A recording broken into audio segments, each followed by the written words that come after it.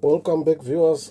Thank you so much for tuning in to this channel. My name is Patrick Tawia Matope, and on this channel, I do post content related to social work as well as the social care field in general.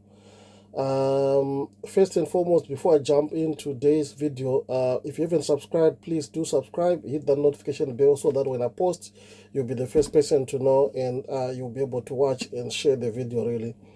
And I just also want to put a disclaimer to say I don't claim to be a guru in the field of social work or social care, but I do post nuggets from my own personal experiences and from my own interactions with other colleagues in the field. And hopefully, one or two people will learn from these videos, really, basically. So, in today's topic, I'm going to I'm going to deliver the 10 top tips on conflict resolution. Especially these can be used across the field in social care field really with social workers or other professionals within the social care field. But when I made this video, it was in response to one of the colleagues who is a support worker in a supported living accommodation who wanted to get some top tips on conflict resolution. So you will find that they're basically inclined towards a support worker who is working in a supported living accommodation, but these are applicable tips to anybody in the social care field, as you will see in the points which I'm going to be sharing today. So, before I jump into the first point, I just need to emphasize that conflict resolution obviously is a key or crucial is a crucial element in maintaining positive and supportive environment for the young people that we work with. Because remember, if they are having things which are lingering on, things which are bothering them, they're not going to engage effectively in whatever support you're going to be putting in place. So it's important, or it's imperative, to make sure that we resolve conflicts as soon as they arise, and we do manage these effectively really. So here are the 10 tips which I'm going to be delivering today, or which I'm going to be talking about today. First and foremost, the most important tip is active listening. This is really important because remember, if you listen actively and attentively, it will be easy for that person to see that they are being understood, or it will be easy for that young person to see and understand that their concerns are being taken on board. So you need to be listening actively. So basically, when conflicts arise, actively listening to the concerns and feelings of the young person is really important. Acknowledge their feelings, acknowledge how they feel, acknowledge their frustration, acknowledge what it is that they are worried about in terms of this issue arising really. That will also help you in terms of risk management, remember, and assessing what their needs would be.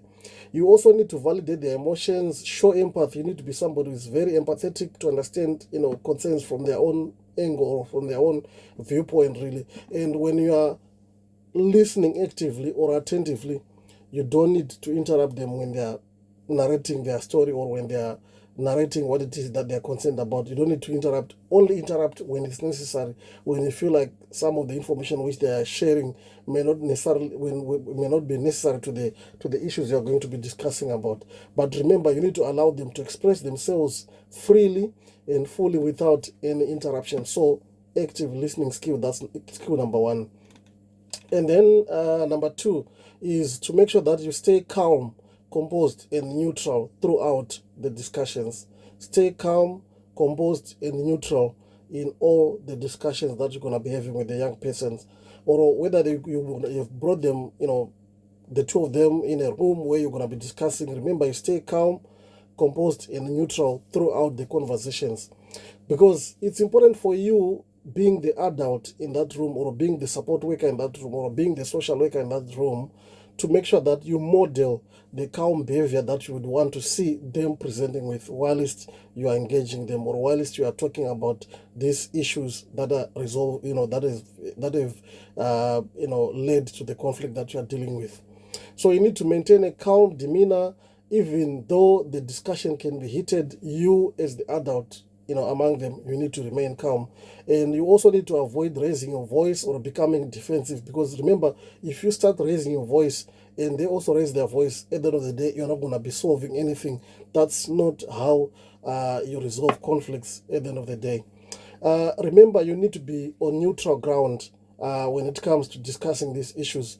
It's imperative to choose a neutral location for conflict resolution issues, even if it means you may need to go out and be seated in the park or somewhere where you're far from other individuals and you are having a fruitful conversation. Or if it is within the premises of your supported living accommodation, find a room where it is only the two of you or the three of you, talking about the issues which are coming up, and then you can actually gain more trust and respect from them, in terms of knowing that it's only them who are discussing these things.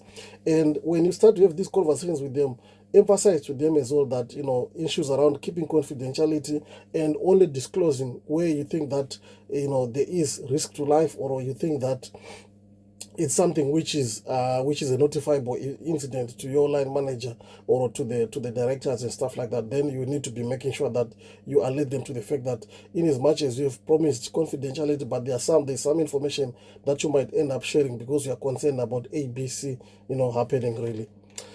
So point number 3 is to understand the perspectives of the young people that you are trying to support or resolve conflicts for. Remember, you need to put yourself in their shoes. You need to understand the young person's perspective, understand the issues from their own point of view, and consider their background in doing this.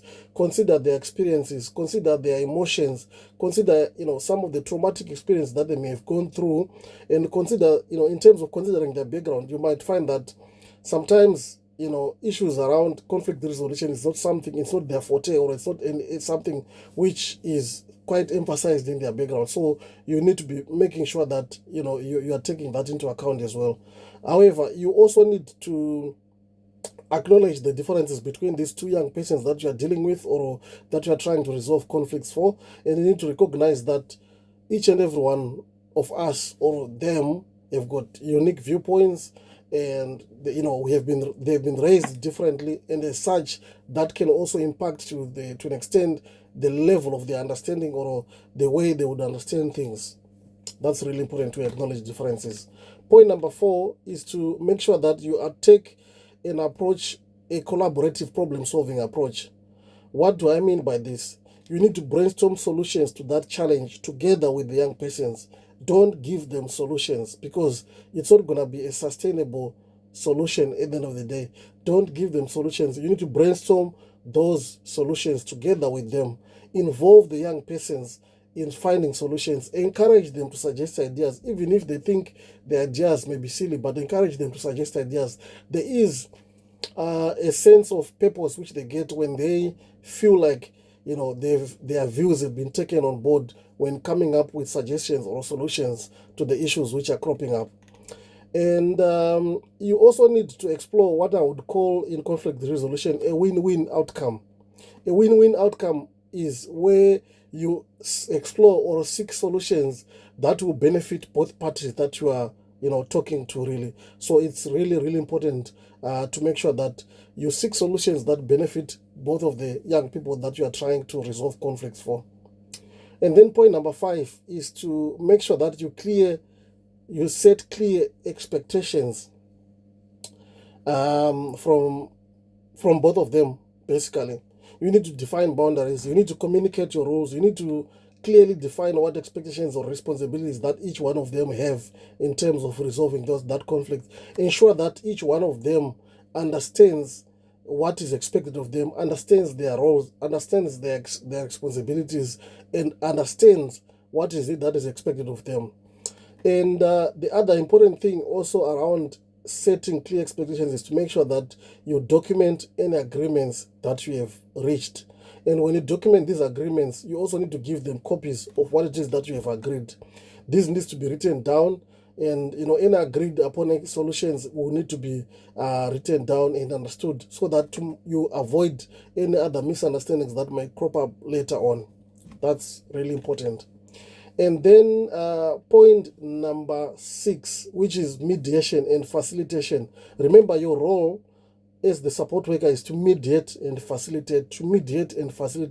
You are not there to give them solutions, but you are there to mediate and facilitate. Explore what it is. Okay, fine. Can you tell me, PT, what do you think would be the ideal solution or the ideal situation that you want to see out of this predicament that we are in? And then you hear from them. And then you also ask AB, what is it that you think would be the most ideal situation that you want to see or hear from this predicament that we are in? And then you can also capture those to make sure that you are the mediator, between the two of them, or you are there to facilitate problem solving between these two people. Remember, you are the neutral third party, which is in the equation at the end of the day. And your purpose is there to facilitate good communication without any further escalations and stuff like that. And remember, you need to be focusing on a resolution. Your focus should always be on, okay, fine, we have heard about all these issues, but what is it that we think needs to be happening? What is it that we think should be the solution to these issues? And you will find that, 5 or 6 out of 10, they will be having solutions, they will be having suggestions, which are really valid and which are really, really important as well. You need also to make sure that you shift the focus from blame to finding solutions. It doesn't matter even if it's very clear as daylight that AB would have been the one who has got the problem, or a PT would have been the one who has got the problem, but you need to be moving from a mindset of blame shifting to a mindset of finding solutions on what's going on there. Right, the other important thing is also to focus on conflict prevention. Conflict prevention, what do I mean by this? There are instances where, as a support worker or as a social worker working with young people, there will be what we call anticipated triggers. So when you talk of anticipated triggers, you already know that somebody, a young person called PT, can be triggered by dishes left in the sink unwashed, or this, or doesn't want their things to be touched. You already know, you already anticipate such kind of triggers. So you need to be taking a proactive stance to conflict prevention rather than conflict resolution. Remember, conflict, you are resolving a conflict that would have already happened. But here we are talking of conflict prevention. So in that aspect, you need to anticipate possible triggers. You need to identify those common triggers for conflicts. For example, if it is the issue of chores, if it is the issue of privacy, if it is the issue of noise within the supported living accommodation, those are some of the what we call anticipated triggers, really. You need to proactively address these early on rather than wait for the residents to complain that AB is making noise or PT is making noise with their stereo or with their TV or whatever it is that they are using. You need to take a proactive stance to address issues that might bring conflicts. And the other thing that will also help you is to make sure that there's regular check-ins with the young people, schedule regular check-ins with them to discuss any emerging issues and then nip them in the bud, so to speak. Point number 8 is to make sure that you teach young people on emotional regulations, how to regulate their emotions, how to be emotionally intelligent as well. You need to educate young persons that you are working with about emotions and how they can regulate these, coping strategies and self-awareness, relaxation techniques. There's a lot of things that you can also teach them in terms of teaching them how to regulate their emotions. Remember, breathing techniques, breathe in, breathe out. Those simple techniques can actually help them to manage stress, to manage frustration. And when it comes to them being triggered, if they learn that they just need to breathe and remain calm, they might actually avoid an escalation at that particular point. So that's really important. And remember, you also need, point number 9, you need to take a restorative approach to conflict resolution. You need to repair harm and encourage accountability among the individuals, because some of them struggle to take responsibility for their own actions. So you need to encourage them to be accountable for their actions. If they've done something, they need to suffer the consequences of the actions that they've taken. And you may also need to look at issues around the restitution. If it is issues to do with two young people who are struggling with whether it could be issues around the kitchen or doing chores, you need to think about using restorative approach to try to resolve some of those issues. Discuss their feelings. So how are you feeling about this? How do you think it has affected you? what is the impact of all this on you, but what do you also think would be the solution to this issue? That's taking a restorative approach, basically speaking. Right, so the last point number 10, is to seek support or seek professional help where you think you're out of your depth with regards to that particular issue. Seek support from your line manager, seek support from your lead support worker, seek support from your colleagues as well. And if you feel that it's an issue that may need a specialist support, say for example, it's something which needs a professional from CAMS, then you need to be making sure that you link up the young person with somebody from CAMS who can actually support them to manage anger or to manage, some of their emotions, and make sure that they're actually properly regulated, really. So with those few points or those few nuggets, I hope that you have actually, taken away something from this video.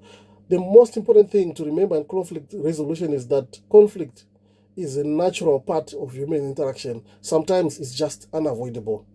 That's important to know. However, it's important that as a support worker or as a social worker, you need to approach conflicts with empathy, open communication, a problem-solving mindset, so that you can create the most supportive environment and harmonious living environment that you can think of for the young people that you are supporting, really, so that you actually guide them on the path to independent living at the end of the day. Thank you so much. For those who haven't subscribed, please do subscribe, hit that notification bell so that when I post, you'll be the first person to know, and you can also share. Thank you so much.